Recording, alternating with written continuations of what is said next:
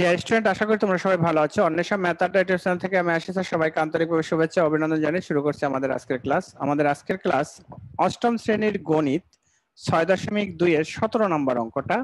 17 নম্বর অঙ্কে বলছে একটি আয়তকার ক্ষেত্র দৈর্ঘ্য প্রস্থ অপেক্ষা 25 মিটার বেশি। আয়তকার ক্ষেত্রটির পরিসীমা 150 মিটার হলে ক্ষেত্রটির দৈর্ঘ্য প্রস্থ নির্ণয় করো।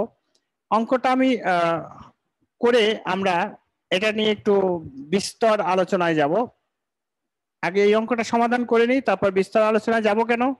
একটা মাত্র অঙ্ক আছে তোমার এই বইয়ের মধ্যে, কিন্তু এই একটা অঙ্কের নিয়মে ভবিষ্যৎ অর্থাৎ 9-এ নবম শ্রেণীতে গেলে মানে কত অঙ্ক যে করবা দেখতে পারবা 9-এ ওঠো তারপরে যে। তবে আমার কথা মনে রাখবা যে এই একটা অঙ্কের নিয়মে মিনিমাম ওখানে পরিমিতির মধ্যে আছে, বীজগণিতের মধ্যে আছে অনেকগুলো, প্রায় 30 থেকে 40টা অঙ্ক আছে এই একই নিয়মের অঙ্কে। সেক্ষেত্রে তোমাদের এই অঙ্কগুলো খুব ভালো করে শিখতে হবে। যেহেতু আয়তকার ক্ষেত্র বলছে, তাহলে এখন দেখেন আমরা কিভাবে করতে পারি 17 নম্বর অঙ্কটা। আয়তক্ষেত্রের দৈর্ঘ্য এবং প্রস্থ, দৈর্ঘ্য বড় থাকে, প্রস্থ ছোট থাকে। আচ্ছা, আমরা একটা চিত্র আঁকি, চিত্র এঁকে করি তাহলে ভালো হবে। ধরেন আয়তক্ষেত্র কাকে বলে? বিপরীত বাহুগুলো পরস্পর সমান এবং সমান্তরাল এবং প্রত্যেকটি কোণ সমাকোণ, তাকে আয়তকার ক্ষেত্র বলে। তাহলে দৈর্ঘ্য, আয়তকার ক্ষেত্র দৈর্ঘ্য বড়টা, এইটাকে ধরলাম এক্স মিটার, আর প্রস্থ ধরলাম ওয়াই মিটার, প্রস্থ ওয়াই মিটার। এই হচ্ছে আয়তকার ক্ষেত্র। তার মানে কি দৈর্ঘ্য দুই দিকে আছে এক্স মিটার, প্রস্থ দুই দিকে আছে এত মিটার। আচ্ছা, তাহলে লিখবা ধরি দেখা যাইতেছে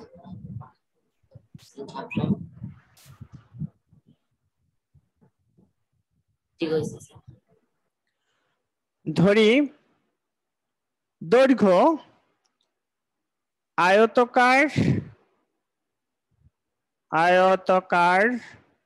ক্ষেত্রটির দৈর্ঘ্য এক্স মিটার,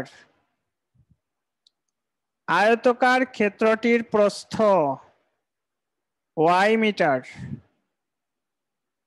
প্রস্থ ওয়াই মিটার। এখন আমাদের একটু সূত্র লিখে নিতে হবে। হ্যাঁ, আমরা জানি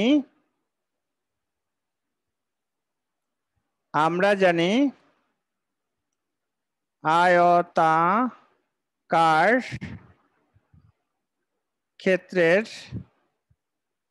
ক্ষেত্রের পরিসীমা 2 ইন্টু দৈর্ঘ্য প্লাস প্রস্থ, দৈর্ঘ্য প্লাস প্রস্থ এত একক, 2 ইন্টু দৈর্ঘ্য প্লাস প্রস্থ এত একক। এখন তাহলে আমরা এখন সমীকরণ সাজাবো। তাহলে দেখো, এই যে একটি আয়তকার ক্ষেত্রের দৈর্ঘ্য প্রস্থ অপেক্ষা 25 মিটার বেশি, দৈর্ঘ্য প্রস্থ অপেক্ষা 25 মিটার বেশি। তার মানে x সমান সমান কত হবে? y প্লাস 15, y প্লাস 15 মানে 25। তাহলে লেখো শর্ত মতে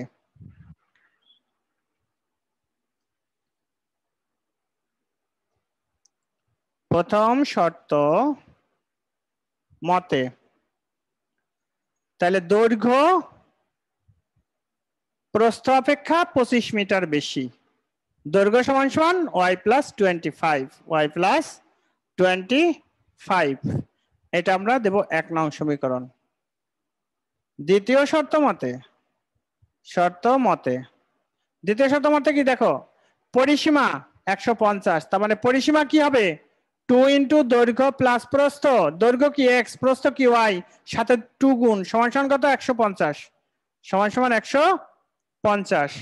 তাহলে বা এক্স প্লাস ওয়াই 150 ভাগ 2, বা এক্স এর মান কত আছে? ওয়াই প্লাস 25, আর এটা ভাগ করলে 7 দুগুণে 14, 1 5 দুগুণে 10 75, বা y সমান সমান 75 মাইনাস 25 সুতরাং y ইকুয়াল 0 50, y ইকুয়াল কত 50। তাহলে y এর মান 1 নং সমীকরণে বসিয়ে x এর মানটা নির্ণয় করো।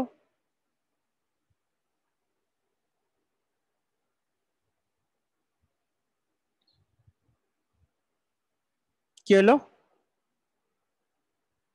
x এর মান বসাইলাম, y প্লাস 25 ইকুয়াল, হ্যাঁ এখানে ভুল লিখছি, একটা y তো লেখি নাই, এখানে দুইটা y। হ্যাঁ, তার মানে বা y ইকুয়াল 25, y এর মান এক নং সমীকরণে বসায়ে পাই 25 প্লাস 25 50। তাহলে দৈর্ঘ্য 50 মিটার এবং প্রস্থ 25 মিটার। এই হলো আমাদের অঙ্ক। এখন দেখো, এই যে আয়তকার ক্ষেত্র, এখানে আমাকে বলছে পরিসীমা দেওয়া আছে, এখন এখানে পরিসীমা না দিয়ে ক্ষেত্রফল দিতে পারতো, তাহলে আয়তক্ষেত্রের ক্ষেত্রফলটা কি? আয়ত ক্ষেত্রের ক্ষেত্রফল দৈর্ঘ্য গুণ প্রস্থ, দৈর্ঘ্য গুণ প্রস্থ বর্গ একক। আরেকটা জিনিস আসতে পারে পরীক্ষায়, আয়তক্ষেত্রের কর্ণ √, দৈর্ঘ্যের স্কয়ার, দৈর্ঘ্যের স্কয়ার যোগ প্রস্থের স্কয়ার, এত একক, এত একক। এখন দেখো, এই যে আয়তকার ক্ষেত্র, এইটা হচ্ছে কর্ণ, এখান থেকে এটা যখন যোগ করবে এটা কর্ণ, এখান থেকে এটা যখন যোগ করবে তখন এটা কর্ণ, এগুলিকে বলা হয় কর্ণ। এই কর্ণের দৈর্ঘ্য যদি নির্ণয় করতে বলে সূত্র মনে রাখবা, কর্ণের দৈর্ঘ্য দৈর্ঘ্যের √, দৈর্ঘ্যের স্কয়ার যোগ প্রস্থের স্কয়ার, এটা হচ্ছে কর্ণের দৈর্ঘ্য। এখন দেখো, এই যে আয়তক্ষেত্রের ক্ষেত্রফল দৈর্ঘ্য গুণ প্রস্থ, আমার যদি সৃজনশীল আসে এই চ্যাপ্টার থেকে, পূর্ণাঙ্গ একটা সৃজনশীল যদি আসে, তাহলে ক খ আয়তক্ষেত্র দিয়ে দিতে পারে। তাহলে আয়তক্ষেত্রের ক্ষেত্রফল দৈর্ঘ্য গুণ প্রস্থ, আয়তক্ষেত্রের কর্ণ দৈর্ঘ্যের স্কয়ার যোগ প্রস্থের স্কয়ার, সূত্র মনে রাখবা। তাহলে দৈর্ঘ্যের মান কত আছে 50, 50 এর স্কয়ার যোগ 25 এর স্কয়ার করার পরে বর্গমূল করলে যা হবে সেটা হচ্ছে কর্ণের মান। এবার লক্ষ্য করেন, এই যে আয়তক্ষেত্রের কর্ণ, আয়তক্ষেত্রের কর্ণ আরেকটা তথ্য মনে রাখবা, আয়তক্ষেত্রের কর্ণদ্বয় পরস্পরকে সমদ্বিখণ্ডিত করে, আয়তক্ষেত্রের কর্ণদ্বয় পরস্পরকে কি করে? সমদ্বিখণ্ডিত করে। অর্থাৎ এই অংশ আর এই অংশ সমান হবে, এই অংশ আর এই অংশ সমান হবে, এই একটা জিনিস। আরেকটা তথ্য মনে রাখবা, যখন এই যে এই কর্ণ যোগ করছে তখন এই আয়তক্ষেত্রটাকে দুইটা সমকোণী ত্রিভুজে বিভক্ত করছে, আবার যখন এই কর্ণ যোগ করব এখানে দুইটা সমকোণী ত্রিভুজে বিভক্ত করবে, কারণ আয়তক্ষেত্রের প্রত্যেকটা কোণ সমকোণ, আয়তক্ষেত্রের প্রত্যেকটা কোণ সমকোণ, এই জন্য সমকোণী ত্রিভুজে বিভক্ত করছে। আমরা যখন জ্যামিতি অর্থাৎ পিথাগোরাসের উপপাদ্য পড়বো, সেখানে আমরা একটা সূত্র জানবো, সেই সূত্রটা হচ্ছে পিথাগোরাসের উপপাদ্য। অর্থাৎ পিথাগোরাসের উপপাদ্য বলছে কি, কোন সমকোণী ত্রিভুজের অতিভুজের উপর অঙ্কিত বর্গক্ষেত্র আমরা যখন 9 অধ্যায় পড়বো তখন পাবো, সেক্ষেত্রে অতিভুজের উপর বর্গক্ষেত্র রেখে এটার ক্ষেত্রফল নির্ণয় করতে হয়। তা এই একটা আয়তক্ষেত্র দিয়ে অনেক তথ্য বের করা যায়।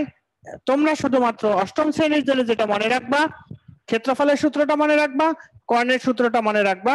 অনেক সময় ক্ষেত্রফল এবং কর্ণের দৈর্ঘ্য নির্ণয় করতে আসে।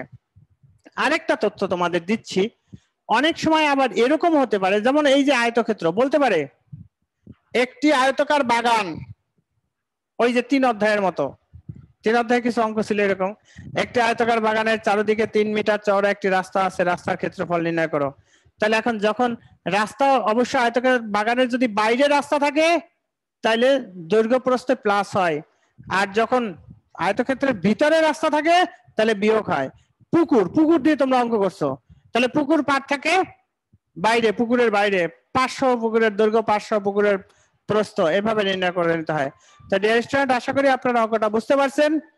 তো যদি আমাদের এই ক্লাসগুলো ভালো লাগে তাহলে অবশ্যই আমাদের চ্যানেলের সাথে থাকবেন। অন্বেষা ম্যাথ আড্ডা ইউটিউব চ্যানেল থেকে আমি আশিস আজকে বিদায় নিচ্ছি। দেখা হবে পরবর্তী কোনো একটা ক্লাসে।